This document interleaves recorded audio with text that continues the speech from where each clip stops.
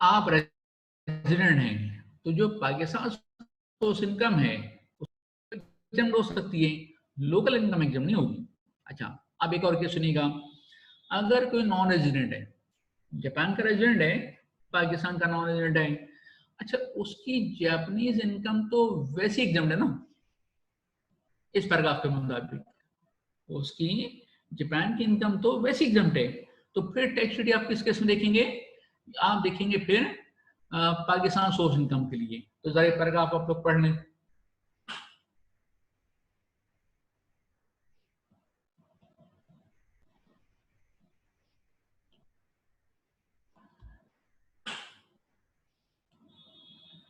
Resident person के लिए foreign source income को हम कंसिडर करते हैं टैक्स ड्यूटी के लिए, जबकि नॉन रेजिडेंट के लिए पाकिस्तान सोर्स इनकम। ठीक है, ओके।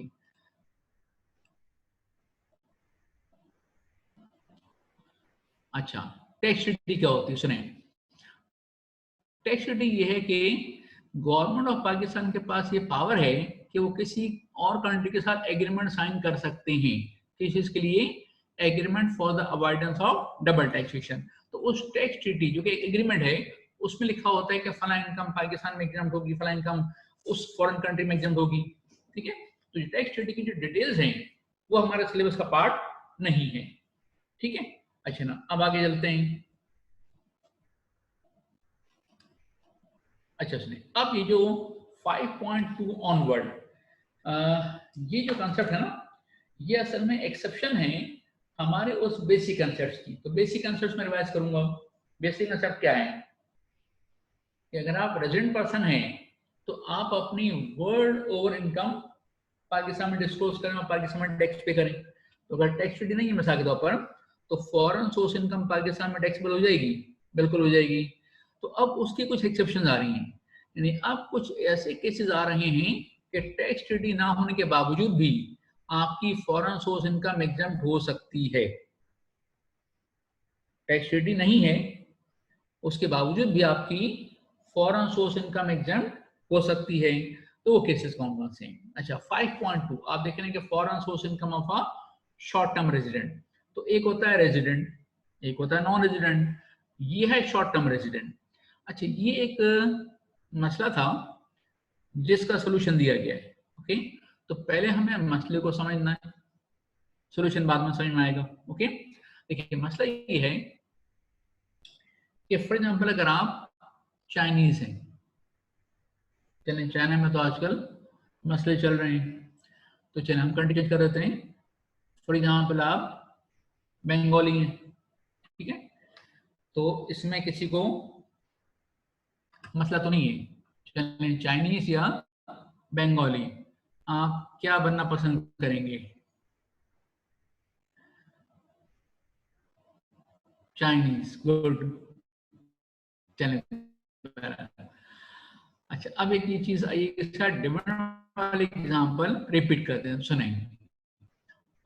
अगर कोई पाकिस्तानी कंपनी है, ओके, उस कंपनी के शेयर्स कोई परचेज करे, कोई पाकिस्तानी परचेज करे तब भी पाकिस्तान सोच में, कोई फॉरेनर कहीं बाहर बैठे हैं वो परचेज करें तब भी पाकिस्तान सोच इनकम होती है, तो उस पर पाकिस्तान में टैक्स पे किया जाता है।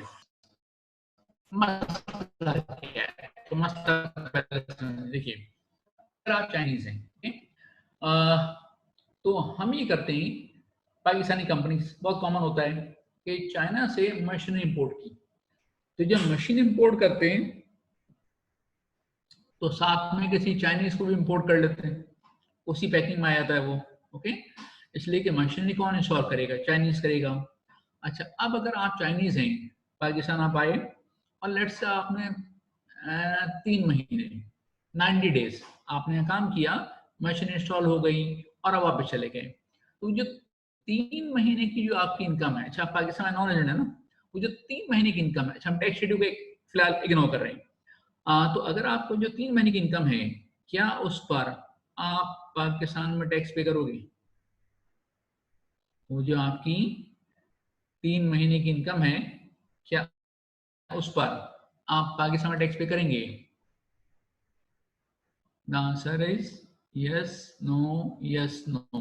अच्छा सुने, तो केस ये कि अभी हमने यही पढ़ा है कि अगर आप नॉन रेजिडेंट हो तो आपको पाकिस्तानी सोर्स इनकम पर तो पाकिस्तान में टैक्स पे करना है ना, वर्ल्ड ओवर इनकम डिस्क्लोज नहीं करनी है, लेकिन पाकिस्तान सोर्स इनकम पर। अच्छा ये भी मसला नहीं स्टार्ट हुआ, मसला अब हम स्टार्ट करेंगे। देखिए मसला क्या है कि अगर आप 3 महीने काम करके वापस चले जाते हो तब तो आप नॉन रेजिडेंट हो, लेकिन फॉर एग्जाम्पल आपने मशीन इंस्टॉल की, हमने आपसे क्या काम करें थोड़ा और रुक जाओ और प्रोडक्शन को बेसिक कर दूं, आपने कहा ठीक है। अच्छा आप यहाँ पे इतना रुके कि आपका इस साल स्टे हो गया 200 डेज, सही है ना। अच्छा अब आप हैं चाइनीज, छिपकली खा रहे हैं, चूहा खा रहे हैं, ओके बारह। अब आप हैं चाइनीज। अच्छा आप यहाँ के क्या बन गए, रेजिडेंट, क्योंकि एक फॉरेनर भी रेजिडेंट हो सकता है, ओके। अच्छा ना, तो अब ऐसे में चूंकि आप रेजिडेंट बन गए तो आप सुने गौर से, अब कमिश्नर क्या आपसे पूछ सकता है कि बताइए चाइना में आपकी इनकम कितनी है, बिल्कुल पूछ सकता है ना, क्योंकि आप तो रेजिडेंट है। और बीइंग अ रेजिडेंट पर्सन आपको अपनी वर्ल्ड ओवर इनकम पाकिस्तान में डिस्क्लोज करनी है, ठीक है। ये पैराग्राफ देखिए, ये पैराग्राफ आपके सामने, ये वाला, ठीक है ना। अगर आप तो रेजिडेंट हैं, यहाँ पर पाकिस्तानी का जिक्र नहीं है, रेजिडेंट का जिक्र है, चाहे वो पाकिस्तानी रेजिडेंट हो या फिर कोई चाइनीज यहाँ के रेजिडेंट हो जाए। तो अब कमीशन आपसे पूछ सकता है कि बताइए चाइना में आपकी इनकम क्या है, आप तो यहाँ आ गए तो वहां का आपका घर होगा, आपने रेंट पर दिया होगा, चाइना में आपका बैंक अकाउंट होगा, उसमें इंटरेस्ट इनकम क्या है, और बताइए आप चाइना में क्या क्या करते हैं। तो ये थोड़ा सा जरा ऑड है, इसलिए कि एक तो आप चाइनीज हैं, हमने आपको बुलाया मशीन इंस्टॉल करने के लिए, और हम आपसे पूछ रहे हैं कि बताइए चाइना में आपकी इनकम कितनी है। तो इस तरह के केसेस को संभालने के लिए अब उन्होंने कंसेप्ट दिया है शॉर्ट टर्म रेजिडेंट, ठीक है। कि कुछ केस में आप रेजिडेंट तो हैं, लेकिन आप 2 कंडीशन फुलफिल कर दें तो आप हो जाएंगे शॉर्ट टर्म रेजिडेंट, और फिर उसके बाद एक और कंडीशन फुलफिल करेंगे तो आपकी फॉरेन सोर्स इनकम एग्जाम हो जाएगी। चलें पढ़ें जरा इसको आप, जस्ट मिनट।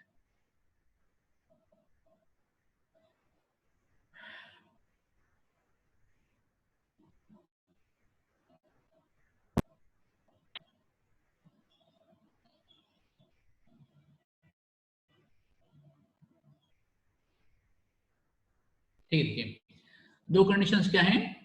पहली कंडीशन ये है कि आपका पाकिस्तान में स्टे होगा only for the purpose of employment, यानी आप यहाँ पर कोई नेशनलिटी की एप्लीकेशन नहीं दे रहे, यहाँ आप अपना बिजनेस सेटअप कर नहीं बैठे।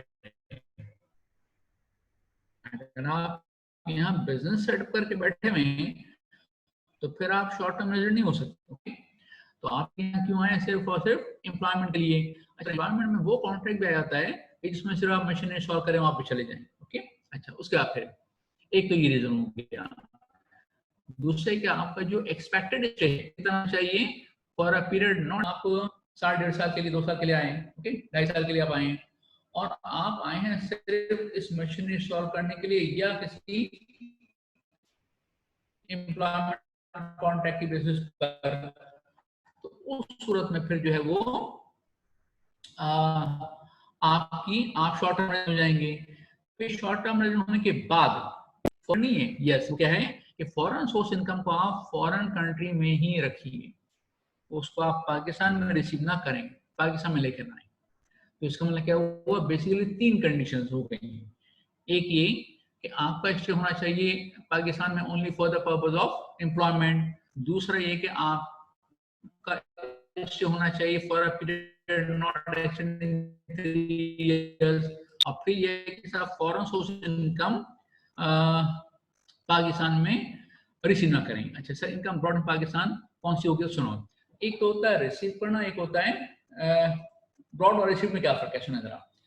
अगर मिसाल के तौर पर किसी फॉरेन कंपनी को हमने सर्विस प्रोवाइड की, जब फॉरेन कंपनी हमें डायरेक्टली हमारे बैंक अकाउंट में रिसीव पेमेंट करेगा पाकिस्तान में तो हो गया रिसीव। ब्रॉड क्या होता है, किसी फॉरेन कंट्री में आपका बैंक अकाउंट है, वहां आपने रिसीव किया और फिर पाकिस्तान आप ट्रांसफर कर रहे हैं, तो वो गया ब्रॉड इनटू पाकिस्तान, ठीक है। तो वो भी नहीं होना चाहिए। तो आप पैसा बाहर रखें, ना डायरेक्टली रिसीव ना करें, ना किसी बाद में ट्रांसफर करें। अच्छा ना, उसके बाद अब इस तरह के क्वेश्चंस आते हैं आई कैप में भी और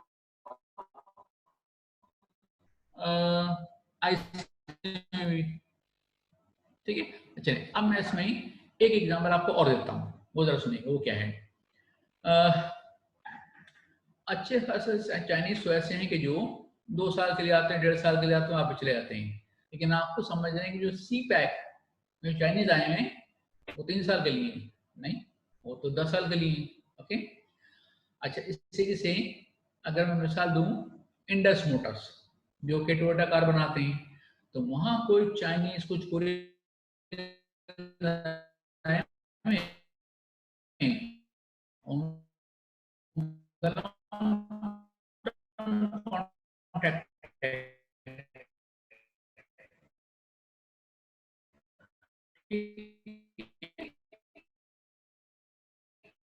अच्छा अब अगर लॉन्ग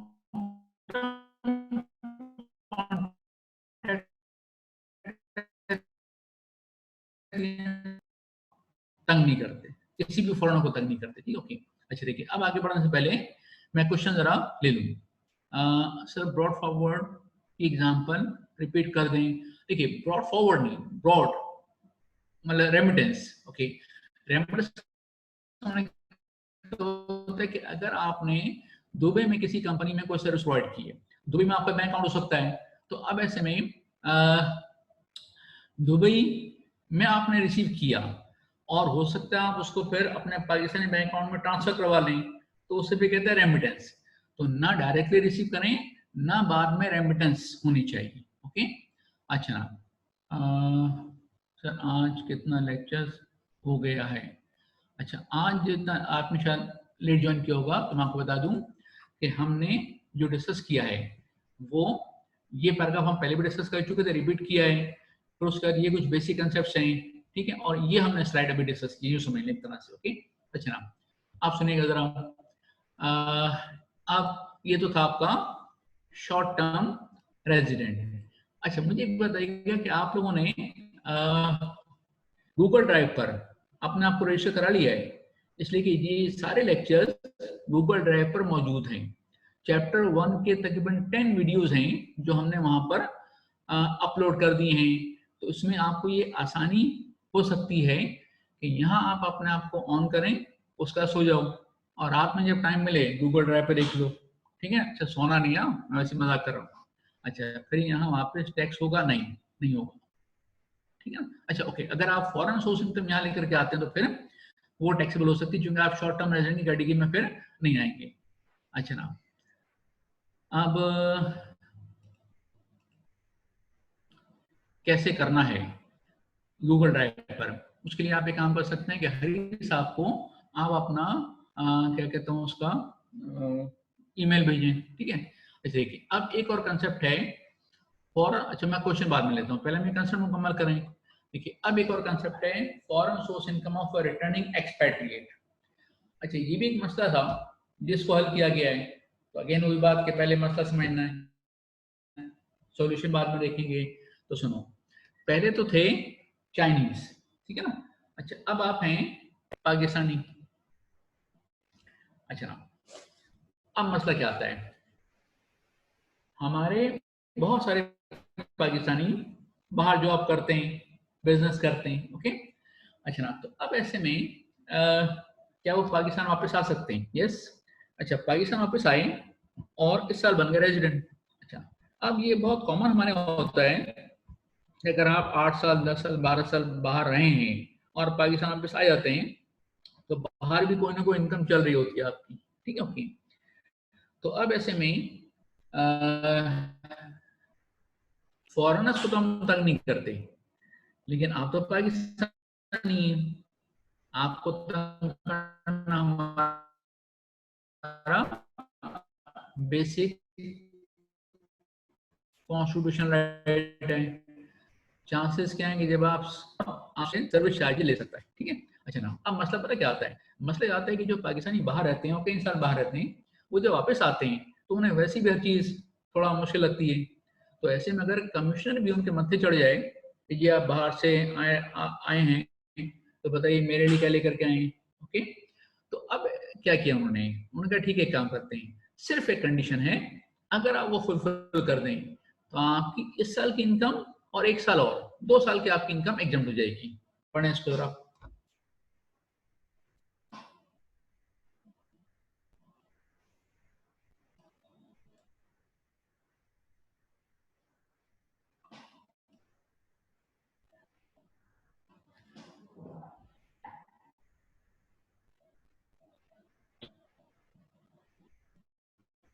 ठीक है, अच्छा ना, एक कंडीशन क्या है, कंडीशन ये है कि आप सिटीजन हो पाकिस्तान के।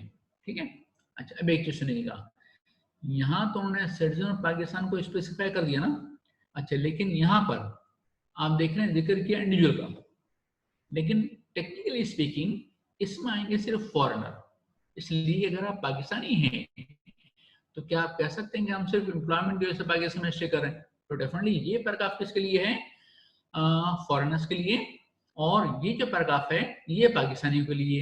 ठीक है, अच्छा अब देखिए इसमें कंडीशन क्या है, एक तो आप पाकिस्तान सिटीजन हो, और फिर कंडीशन एक ही है, वो ये कि साहब आप अगर इस साल रेजिडेंट बने हैं तो पिछले 4 साल कम से कम, ज्यादा भी हो सकते हैं लेकिन पिछले 4 साल कम से कम आप क्या होंगे, नॉन रेजिडेंट।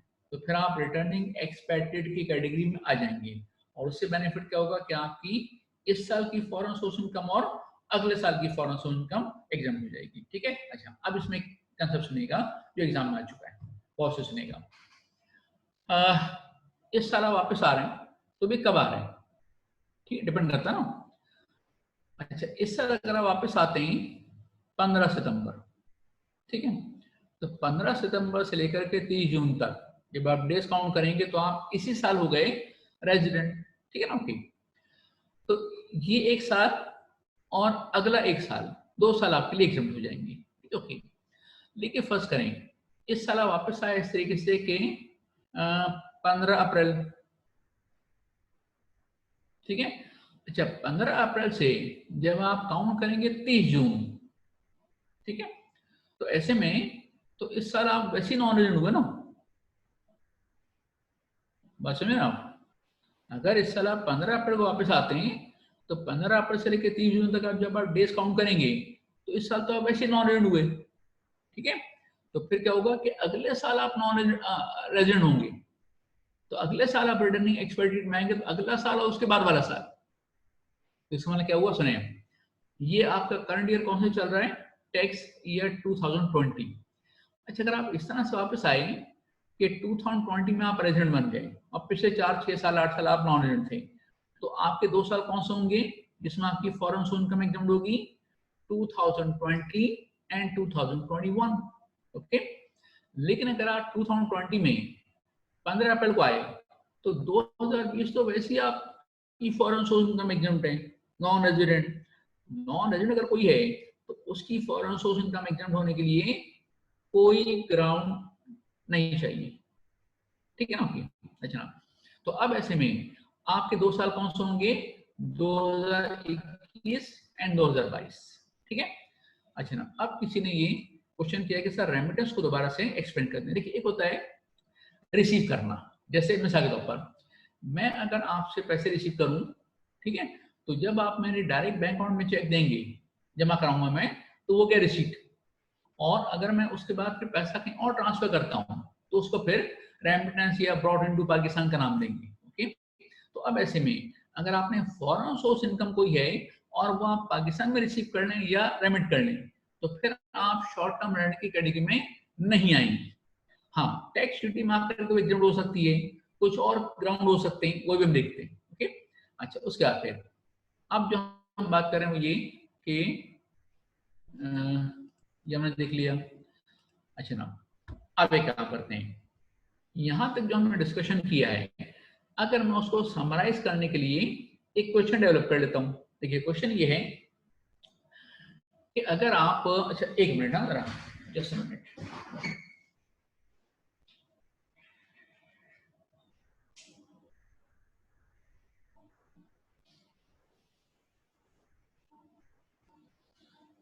अच्छा, क्या क्वेश्चन ये है कि अगर आप रेजिडेंट हैं, ओके, और आपकी फॉरेन सोर्स इनकम आ रही है, अगर आप रेजिडेंट हैं और आपकी फॉरेन सोर्स इनकम आ रही है, तो वो कौन कौन से केसेस हैं जिसमें आपकी फॉरेन सोर्स इनकम एग्जम्प्ट होगी?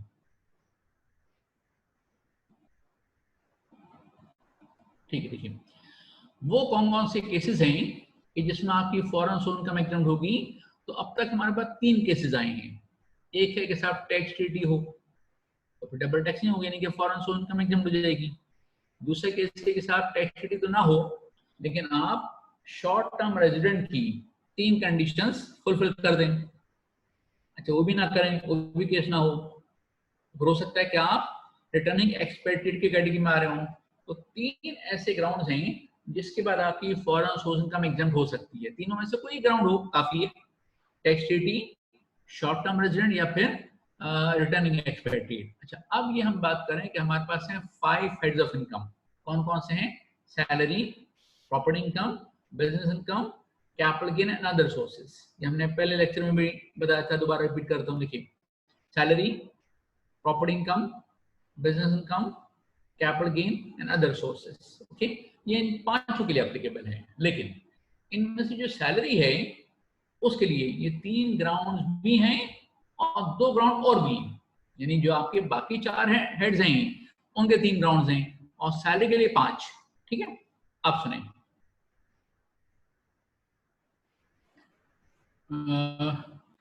Foreign source salary of a resident individual. अच्छा, पहले मैं इसको एक चीज आपके साथ शेयर करूं कि सैलरी, आजकल वर्क एट होम वाले कंसेप्ट अभी वो तो नहीं आया ना, और कुछ अरसे के लिए, लेकिन सैलरी का मतलब फिजिकली आप कहीं जाके काम कर रहे होते ना। ओके, तो अब ऐसे में अगर आप फॉरेन कंट्री में जाके जॉब करेंगे तो फॉरेन सोर्स सैलरी होगी। तो ये कैसे हो सकता है कि आप रहें तो पाकिस्तान में, अच्छा इंडिविजुअल के लिए रेजिडेंट कब होगा? जब वो पाकिस्तान में रहे। तो ये कैसे हो सकता है कि यहाँ रहते हुए बाहर सोर्स, बाहर की इनकम आ रही हो? देखिए इसमें केस क्या हो सकता है। मिसाल के तौर पर आप पहले कहीं बाहर जॉब कर रहे थे, ठीक है ना, लेकिन हुआ क्या कि अगस्त के एंड में आप यहाँ पर आ गए और 1 सितंबर से आपकी जॉब यहाँ स्टार्ट हुई। तो 10 महीने आपने पाकिस्तान में रहे, आप 10 महीने यहाँ आपने काम किया, 2 महीने की आपकी फॉरेन सोर्स इनकम भी आ रही है। एक केस हो गया। दूसरे इसको रिवर्स कर लेते हैं, आप पाकिस्तान में जॉब करें तो जनाब मार्च के एंड तक तो आपने पाकिस्तान में जॉब की और 1 अप्रैल से आपकी जॉब दुबई में हो गई या किसी और कंट्री में होगी। ओके, आप चले गए तो 9 मंथ्स आप पाकिस्तान में हैं और 3 महीने आपकी बाहर की जॉब, बाहर की फॉरेन सोर्स इनकम आ रही है।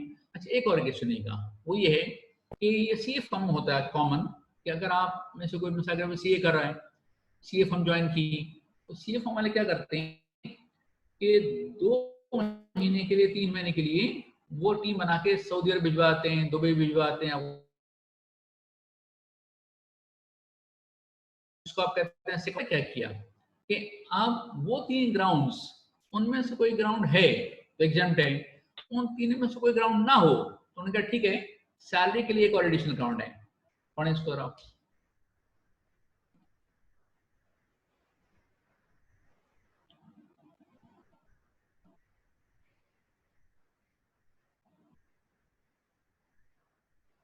देखिए, केस ये है कि आपको पता है कि जहां भी इनकम टैक्स है वहां सैलरी के ऊपर टैक्स डिडक्शन एट सोर्स होता है, विदहोल्डिंग टैक्स। ठीक है ना, डिडक्शन एट सोर्स जिसे हम कहते हैं, पाकिस्तान में होता है। ओके, तो पाकिस्तान में ये होता है कि अगर आपकी सैलरी है लेट से 5 lakh rupees per month, assume करने में गार्ज है, ठीक है। तो अब अगर आपकी 60 लाख रुपए की सैलरी हो गई और मिसाल के तौर पर उस पर टैक्स बना 6 लाख रुपए, मैं वैसी फिगर रफ दे रहा हूँ, ठीक है। ओके, तो अब ऐसे में एम्प्लॉयर पता क्या करेगा, 6 लाख रुपए अगर आपका टैक्स बनता है पूरे साल का, तो 12 से डिवाइड किया, फिगर कितने आ गई? 40,000। तो हर महीने वो सैलरी में से 50 रुपए काट लेगा और वो 50 रुपए एसबीआई के अकाउंट में जमा हो जाएंगे। तो दुनिया के हर कंट्री में जहां इनकम टैक्स है वहां पर सैलरी पर एडवांस ऐसे कंसेप्ट है। अच्छा, तो समझ क्या हुआ, अगर आप ऑस्ट्रेलिया में आपने 2-3 महीने जॉब की है तो ऑस्ट्रेलिया के एम्प्लॉयर ने क्या टैक्स डिडक्ट किया होगा? बिल्कुल किया होगा। तो इट मीन्स क्या, फॉरेन सोर्स इनकम पाकिस्तान में एग्जाम्प्ट हो गई। अगर आपने फॉरेन कंट्री में टैक्स पे कर दिया तो foreign source income salary income exempt हो गई, लेकिन गॉसिस ने कहा ये एग्जाम्पशन सिर्फ सैलरी के लिए है। अगर आप ऑस्ट्रेलिया में बिजनेस कर रहे हैं और आपने बिजनेस इनकम पर वहां टैक्स पे किया है तो महज टैक्स पे करने की बेस पर यहाँ इनकम एग्जाम नहीं होगी। यहाँ इनकम एग्जाम कैसे हो सकती है, टैक्स सिटी हो, शॉर्ट टर्म रेजिडेंट हो, रिटर्निंग एक्सपेट्रिएट हो, लेकिन इस बेस पर बिजनेस इनकम एग्जाम नहीं होगी। ठीक है। अच्छा, अब नेक्स्ट स्लाइड पे जाने से पहले, जो कि हमारे इस चैप्टर की लास्ट स्लाइड है, आप जरा एक सवाल के जवाब दें। वो ये है कि दुनिया में कुछ ऐसे कंट्रीज हैं जहां इनकम टैक्स नहीं है। ओके, सऊदी अरब, यूएई, दुबई वगैरह, उसमें इनकम टैक्स नहीं है। अच्छा, अब जाके उन्होंने कुछ टैक्सेस लगाना शुरू किए हैं, खास तौर पर उन्होंने वैट स्टार्ट किया है, वैल्यू एडिशन टैक्स। ओके, अच्छा, तो इनकम टैक्स वहां पे नहीं है। तो अब इसका मतलब क्या हुआ, अगर आप यहां से गए, मैं एक मिसाल लेता हूँ, आपने अप्रैल के एंड तक यहाँ काम किया, 10 महीने आप पाकिस्तान में थे, फिर आपकी जॉब हो गई दुबई, 2 महीने वहां भी आपकी इनकम आ रही है। अच्छा, आप रेजिडेंट तो है ना पाकिस्तान के, तो अब ऐसे में दुबई के साथ तो टैक्स ड्यूटी नहीं है, जो नोवा टैक्स है ही नहीं, इनकम टैक्स नहीं है। अच्छा, आप शॉर्ट टर्म रेजिडेंट नहीं है, आप रिटर्निंग एक्सपेट्रिएट नहीं है, जो स्लाइड पे आपको एग्जाम्पशन नजर आ रही है वो आप अवेल नहीं कर सकते, फिर क्या करें, उन्हें चलें। इस तरह के केसेस के लिए एक लास्ट चांस आपको और दिया, ये जरा पढ़ें।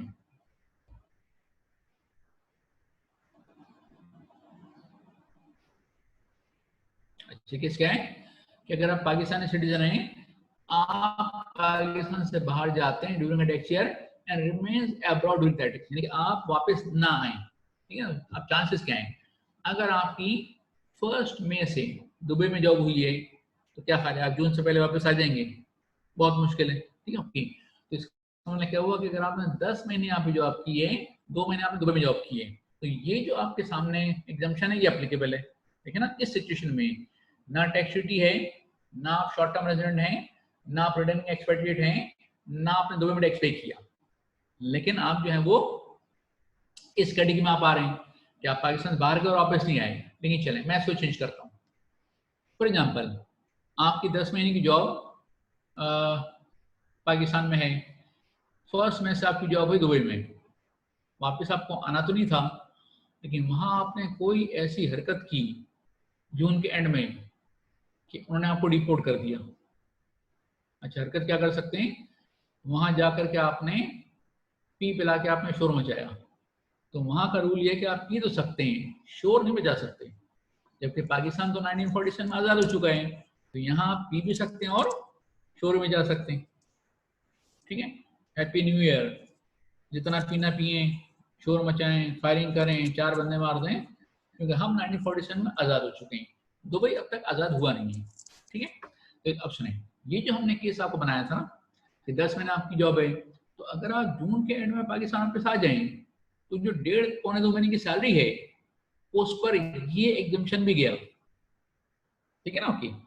चलिए, अब हम एक काम करते हैं, वो ये कि जो कुछ हमने पढ़ा है अब तक उसको जरा समराइज कर लेते हैं चार्ट की सूरत में।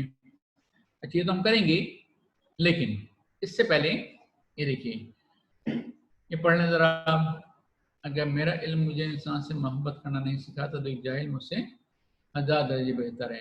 अच्छा, यहाँ इंसान से मतलब इंसानियत है, कोई पर्टिकुलर इंसान नहीं है। आप ये ना कहें कि हम तो ऐसे में एडमिशन इसीलिए लिया हमने। ठीक है, अच्छा ना, अब सुनेगा, ये चार्ट जरा आप लोग समराइज कर लें, इसको कॉपी कर लें या क्लिक कर लें, फिर हम इसके बाद ये कर सकते हैं कि चैप्टर 1 से मुताल्लिक कुछ क्वेश्चन आपके साथ जरा शेयर करें। ओके, देखिए, हमारे पास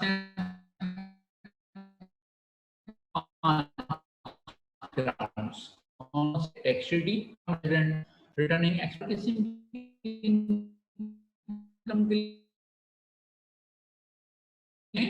फॉर इनकम,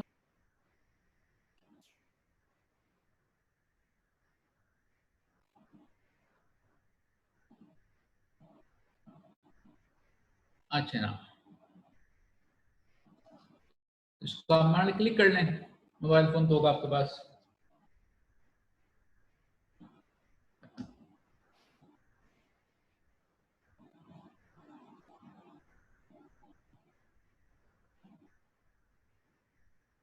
ठीक है, कर लिया आपको नहीं? अच्छा ना, अब वो जो किसी ने क्वेश्चन किया था कि सर ये गूगल ड्राइव का तरीका क्या होगा, तो उसके लिए काम करें कि आईसीएमए के हरी साहब हैं, ओके, उनको आप अपना ईमेल भेजें, ठीक है। और आपको पता है कि वो व्हाट्सएप पर भी ग्रुप बन चुका है, तो उसमें अगर आप रजिस्टर्ड हैं, एनरोल्ड हैं, तो उसी में आप भेज सकते हैं। बेसिकली बिजनेस टैक्सेशन आईसीएमए का अलग से व्हाट्सएप बना है, उसमें आप भेज सकते हैं हरी साहब को। अच्छा, एक और साहब हैं वहाज रहमानी साहब, उनको आप भेज सकते हैं। बेहतर है कि हरी साहब के थ्रू आप इसको रूट करें। अच्छा, हरी साहब का नंबर अगर आप में से किसी के पास नहीं है तो जरा एक काम करें, उसको आप नोट कर लें, मैं आपको जरा वो बता सकता हूँ। जैसे मैंने आईसीएमए के हरी सुबानी साहब हैं, उनका नंबर नोट कर लीजिएगा, 0333274 029। आई रिपीट, 0333274 029, ये हरी साहब का है। और ये व्हाट्सएप भी नंबर मेरा उनका होगा, ठीक है ना, ओके। तो उस पर आप उन्हें ईमेल अपना भेज दें, तो वो फिर आपको गूगल ड्राइव पर दे देंगे। अच्छा, दूसरी बात ये कि हमने आपको एक चीज़ और बताई थी, मैं रिपीट करता हूँ, स्लाइड मिल सकती हैं आपकी? हाँ बिल्कुल मिल सकती हैं, उसके लिए आपको मेरे घर आना पड़ेगा। और अच्छा, स्लाइड बेसिकली गूगल ड्राइव पे स्लाइड्स ही हैं, जो वीडियो बनी हुई है स्लाइड्स ही की बनी हुई है, ठीक है, ओके। अच्छा, दूसरी बात ये कि अब एक और चीज मैं आपको बता दूं, वही कि आप एक काम और कर सकते हैं कि ये चैप्टर आप रिवाइज, अच्छा कुछ क्वेश्चन हम अगर शेयर भी करेंगे, ठीक है, ये चैप्टर आप रिवाइज करें। उसके बाद फिर इस बुक में जो एडवांस टैक्सेशन की है, जिसमें कैफ के और आई कैफ के क्वेश्चन हैं, वो भी आप सॉल्व कर सकते हैं। और डेफिनेटली आपको ज्यादा अच्छा लगेगा जब आप अपने क्वेश्चन सॉल्व करेंगे, दैट इज आईसीएमए के। तो हमने काम ये किया है कि 2003 से लेकर के और 2020 तक के, ठीक है, क्वेश्चंस चैप्टर वाइज अरेंज किए हैं, तो उसको फीड किया है और उसको टैक्स ईयर 2020 के बेस पर सॉल्व किया है, ओके। तो वो हम ये करेंगे कि गूगल ड्राइव पर वो डॉक्यूमेंट भी, वर्ड के डॉक्यूमेंट हैं, वो अपलोड कर देंगे। तो अब आप एक काम ये कर सकते हैं कि उन क्वेश्चंस को ये चैप्टर रिवाइज करने के बाद वन बाय वन वो क्वेश्चन आप सॉल्व करें और हमारे आंसर से उसको चेक करते रहें, और फिर आप मुझे ईमेल करें कि सर आपका आंसर गलत है, आप सही करें, हम सही कर लेंगे, ठीक है। अच्छा, अब ये कुछ बच्चों ने लिखा है, एक मिनट सर, व्हाट्सएप का लिंक शेयर कर दें गूगल ड्राइव का। तो ये व्हाट्सएप का लिंक बेटा मुझे सब ये सब चीज़ नहीं पता, ठीक है। आप हरी साहब को ईमेल करें, वो आपको व्हाट्सएप में भी ऐड कर लेंगे और गूगल ड्राइव में भी ऐड कर लेंगे, ठीक है, ओके। अच्छा, उसके बाद ग्रुप में शेयर कर सकते हैं स्लाइड्स, बहुत दूर रहता हूँ मैं, ओके। तो कोई बात नहीं बेटा, आप जो है वो अच्छा, स्लाइड्स की जरूरत नहीं है आपको फिलहाल, इसलिए कि जब आप गूगल ड्राइव पे जाएंगे तो जो हमारी वीडियोस हैं वो स्लाइड्स ही का रिफ्लेक्शन है, ओके। अच्छा, प्लीज ग्रुप के लिंक पर शेयर कर दें ताकि मैं ग्रुप ज्वाइन कर लूँ। ग्रुप का लिंक बेटा आपको उनके जरिए करना पड़ेगा, हरी साहब के जरिए, मुझे गूगल पे ऐड करना नहीं आता, ओके। अच्छा, आज कितना लेक्चर हो गया है? फॉर एग्जाम्पल 5 या 6, ओके। आज जो लेक्चर हुआ है वो है पहले 3 क्लासेस, आज शायद चौथा लेक्चर है if I am not wrong, या 5वां लेक्चर है, ठीक है, ओके। अच्छा सर, ये लेक्चर गूगल ड्राइव पर कब आएंगे? ये सब गूगल ड्राइव पर आ चुके हैं, ठीक है। अच्छा, अगर किसी ने लेट ज्वाइन किया है तो वो ये कर सकता है कि हमारे गूगल ड्राइव पे जाएगा, तो जो वीडियोस हैं उसमें आज तक की सारी वीडियोस मौजूद हैं और आगे की भी वीडियोस मौजूद हैं, मतलब चैप्टर 1 के कुछ जो है ना। अच्छा, 5th लेक्चर है, ठीक है, ओके। अच्छा सर, आप ड्राइव पर रोजाना के लेक्चर्स अपलोड हो जाएंगे इंशाल्लाह ताला, ठीक है। बल्कि हम कोशिश ये करेंगे कि, अच्छा ये है 6 लेक्चर है मेरा। अच्छा सर, मैं व्हाट्स ग्रुप की बात कर रहा हूँ, बिल्कुल व्हाट्सएप ग्रुप भी आपको हरी साहब देंगे। अच्छा, is the word document use mention on Google drive, अभी अपलोड नहीं किया है, एक आध दिन में कर देंगे, ठीक है, ओके। अच्छा, उसके बाद चलें, तो अब थोड़ा सा हम कुछ क्वेश्चन आंसर देख लेते हैं, ठीक है। क्वेश्चन ये आपके क्वेश्चन बाद में करेंगे, फिलहाल हम जरा अपने कुछ क्वेश्चन देख लेते हैं। सब फॉरन इनकम की provide service remotely touching base example है, देखिए, ओके। फॉरेन सोर्स इनकम की जो सर्विस इनकम है वो कुछ केस में एग्जाम्प्ट है, ठीक है, उसका फिर आगे जिक्र आएगा, ओके। फिलहाल तो हम जनरल डिस्कशन कर रहे हैं। अच्छा ना, अब उसके बाद आगे चलते हैं। अच्छा, अब जो फिलहाल हम उन पास ओवर्स की बात करें जो आपकी बुक में मौजूद हैं, ठीक है। अच्छा, उसमें भी चलें, सारे डिस्कस नहीं करें। अच्छे काम करें, ये एक क्वेश्चन आपकी बुक में नहीं है। अच्छा, इस क्वेश्चन के बारे में सुन लीजिएगा। ये क्वेश्चन आईसीएमए का एक पुराना क्वेश्चन है और हमने उसको थोड़ा सा जरा चेंज करके आपके लिए रखा है ताकि आप उसको सॉल्व कर सकें, ठीक है। तो जरा एक काम करें, छोटी सी एक्सरसाइज कर लेते हैं। ये क्वेश्चन आप पढ़ें और इसके आप मुझे number of days physical strength Pakistan, ये मुझे आप वर्कआउट करके बताएं, ठीक है। चलें, तो मेरा ख्याल है कि आज जितना टाइम हो उसमें हम यही कर पाएंगे। ये जरा क्वेश्चन आप लोग पढ़ लें, ये आईसीएमए के पास पेपर का क्वेश्चन है, ठीक है, 6 मार्क्स। ये जरा पढ़ें, इसको जरा आप सॉल्व अपने रजिस्टर के ऊपर, ठीक है, रजिस्टर पर। अच्छा, अभी कॉपी ना करें क्वेश्चन, या क्लिक करना है क्लिक कर लें, लेकिन इसका आंसर आप जरा मुझे रजिस्टर पर लिख के बताएं।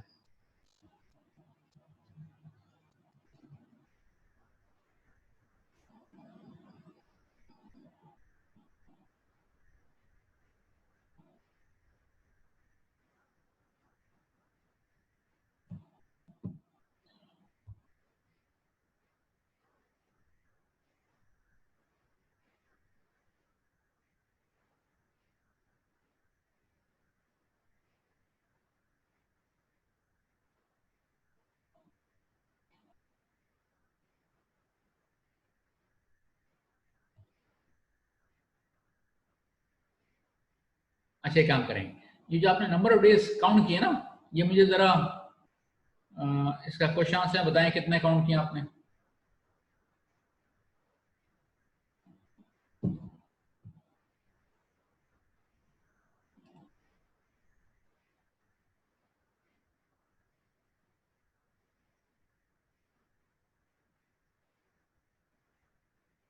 यार तुम लोग सोते नहीं क्यों?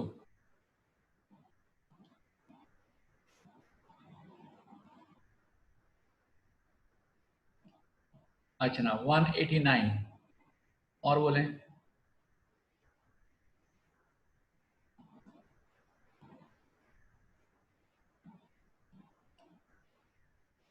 189, 187, ये मैं आंसर रिपीट कर रहा हूँ, 189, 187, ओके, 191, गुड, 189। चलें, तो ज्यादातर आ रहा है 186। चलें, तो रेंज बन रही है 186 से लेकर के 191 तक, ठीक है, ओके, 188। चलें, अब इसका अभी रहने दें, अब इसका नाम आंसर शेयर करते हैं। देखिए, आंसर इसका ये बन जाएगा कि 2 नवंबर से लेके 10 नवंबर तक, हालांकि इसने जॉब नहीं की है, लेकिन जॉब करना जरूरी नहीं ना, फिजिकल इश्यू होना चाहिए पाकिस्तान में, 9 डेज। अच्छा ना, ये बन गया 179, तो ये बन गया 188 डेज। अच्छा, कैसे, सुने गौर से। बात ये कि कुछ लोगों ने जो मिस्टेक की वो क्या की है। अच्छा, आप अगर ये करें शुरू में ही इस पॉइंट के लिए कि 10 में से 2 गया तो 8, वैसा नहीं, क्योंकि आपको 2 को भी काउंट करना है, इसलिए 10 माइनस जो हो जाएगा 9, ओके।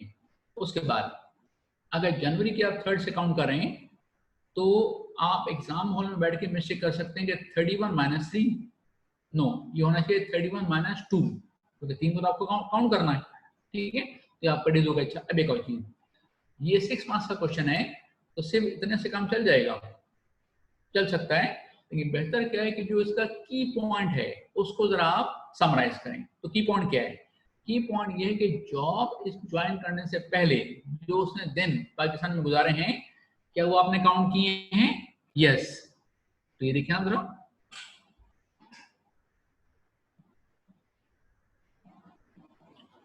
तो बेहतर है कि इसमें जो की पॉइंट है ना वो आपको समराइज करना पड़ेगा।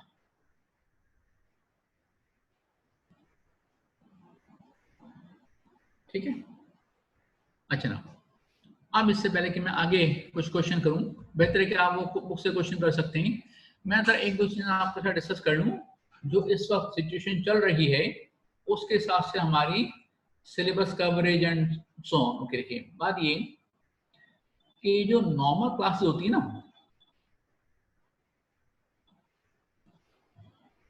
हाँ 10 को वापस चले गए, डेट ऑफ डिपार्चर भी काउंट करना है ना। इसने कहा था हम 10 क्यों लेंगे? देखिए 10 नवंबर को वापस चला गया, लेकिन डेट ऑफ डिपार्चर भी हमें काउंट करना है, डे ऑफ अराइवल भी काउंट करना है। ठीक है, अच्छा ना, आप सुने गौर से, आपको पता है कि आपका सिलेबस है थोड़ा सा लंबा चौड़ा, ठीक है ना। कुछ साल पहले, बल्कि 1.5 साल पहले तक आपका सिलेबस था सी इंटर के बराबर। अब उन्होंने उसको इंक्रीज करके सी ए फाइनल के बराबर कर दिया है। तो बात यह है कि ये जो हमारा सिलेबस है, जब रेगुलर क्लासेस हो रही थी तो उसमें भी सिलेबस कवर करना मुश्किल हो गया था। सिलेबस ज़्यादा है, टाइम कम है। ओके, तो अब ऐसे में आजकल तो आपको पता है कि जो नॉर्मली 2 घंटे की क्लास होती थी वो अब 1 घंटे की क्लास होती है। अच्छा, दूसरे के ऑनलाइन में मसला क्या आता है कि टाइम की वेस्टेज भी होती है। 10-15 मिनट तो टाइम आप निकाल दें वेस्टेज में, किसी कनेक्शन नहीं हो रहा है, कुछ हो रहा है, मसला बहरहाल। तो अब बात यह है कि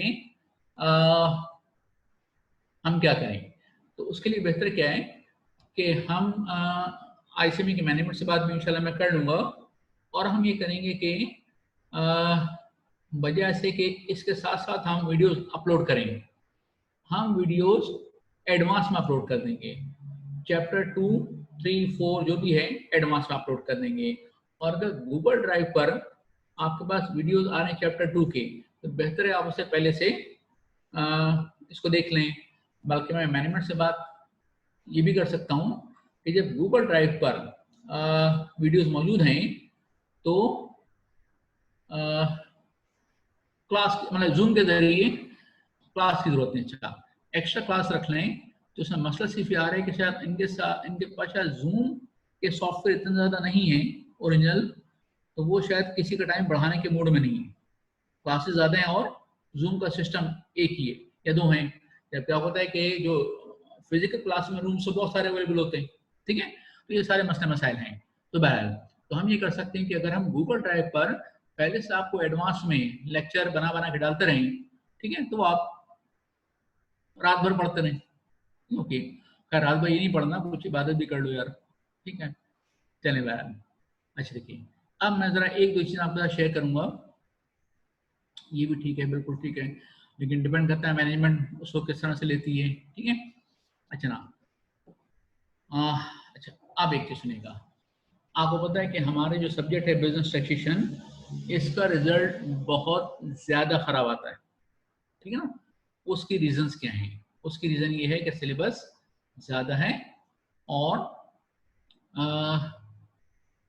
एक मिनट सर, ये जो 170 डेज हैं इसमें 2 डेज एग्जाम्ड नहीं होंगे क्या? बिल्कुल किए, इसलिए कि 179 डेज में 2 दिन हमने शामिल नहीं किए।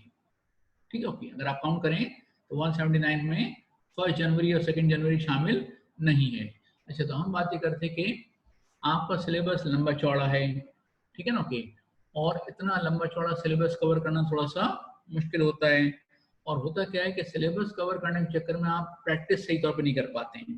तो अब हम किसी एक वक्त में जा करके ये डिस्कस कर सकते हैं कि कुछ ऐसे क्वेश्चन हैं जो कि आते ही आते हैं, तो उन पर आप ज़्यादा अपना हाथ साफ करें। ओके, अच्छा, तो आपको बेसिकली बताने का मकसद है कि आपको एक्स्ट्रा एफर्ट्स करनी पड़ेंगी, सिर्फ इन क्लासेस से मसला हल नहीं होगा। ओके, आपको एक्स्ट्रा एफर्ट्स करनी पड़ेंगी। अच्छा, अब आप एक बात ज़रा थोड़ा सा रियलाइज करें, मैं आपके ऊपर कोई एहसान नहीं कर रहा, ये मेरी जिम्मेदारी है, लेकिन आपको सोच सकते हैं कि 2003 से लेकर के और 2020 तक के सारे क्वेश्चन, 17 सालों के क्वेश्चन, 34 अटेम्प्ट, बल्कि 34 से भी ज्यादा चुके, अब तो साल में 4 अटेम्प्ट होते हैं।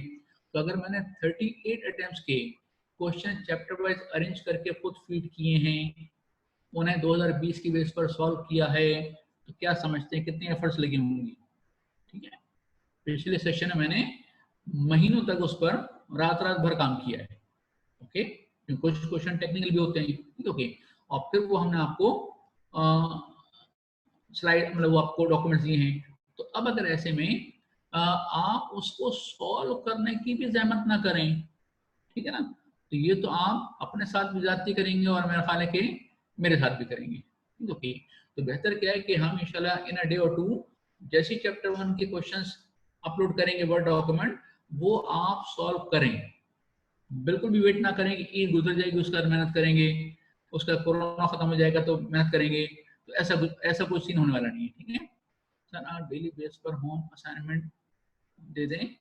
तो होम असाइनमेंट बेसिकली यही है कि हम जब आपको चैप्टर 1 के क्वेश्चन देंगे, ठीक है, तो वही आपके असाइनमेंट होंगे।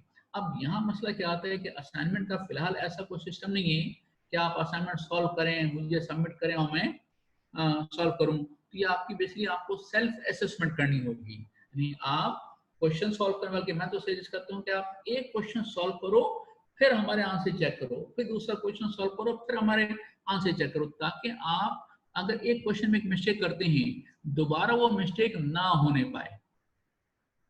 ठीक है ना, अगर आपने सारे क्वेश्चन एक साथ सॉल्व कर लिए, फिर हमारे आंसर चेक किया, तो आपकी वो डेवलपमेंट नहीं हो पाएगी।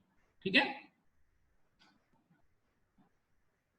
एक मिनट, डेज काउंट करते हुए फरवरी 28-29 डेज, अच्छा से नहीं, ये आपका क्वेश्चन वैलिड है कि अगर आपका लीप ईयर हो, जैसे कि टैक्स जो 2020 चल रहा है वो लीप ईयर है, अच्छा, इसमें फरवरी में 29 डेज थे, तो अब हम एग्जाम में क्या करेंगे? तो बात ये है कि एग्जामिनेशन में आमतौर पर ये बहुत कॉमन ट्रेंड है कि जो स्लाइड पर देख रहे हैं ना, 20x6 20x7 इस तरह से देते हैं।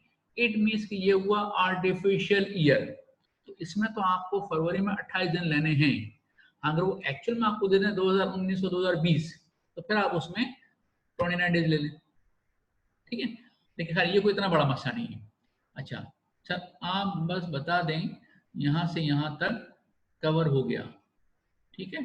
हाँ बिल्कुल, वो हम जैसे ओके अभी हमने चैप्टर 1 मुकम्मल कर लिया है, और चैप्टर 1 के पास पेपर जो आई कैप के हैं वो हमने ज़रा डिस्कस नहीं किए, वो आप बुक से ज़रा उसको देख सकते हैं। अच्छा, नेक्स्ट क्लास हम ये करेंगे कि कुछ एमसीक्यूज हैं वो आपके साथ ज़रा शेयर कर लेंगे, और फिर चैप्टर नंबर 2 स्टार्ट करेंगे। ठीक है, अब मेरा टाइम हो चुका है, तो अल्लाह हाफिज़, अपना ध्यान रखिएगा और दुआ में याद रखिएगा, इसलिए कि रमज़ान भी है, और चूंकि अभी तक आपने क्वालिफाई नहीं किया है तो आप शरीफ भी हैं। ठीक है, अल्लाह हाफिज़।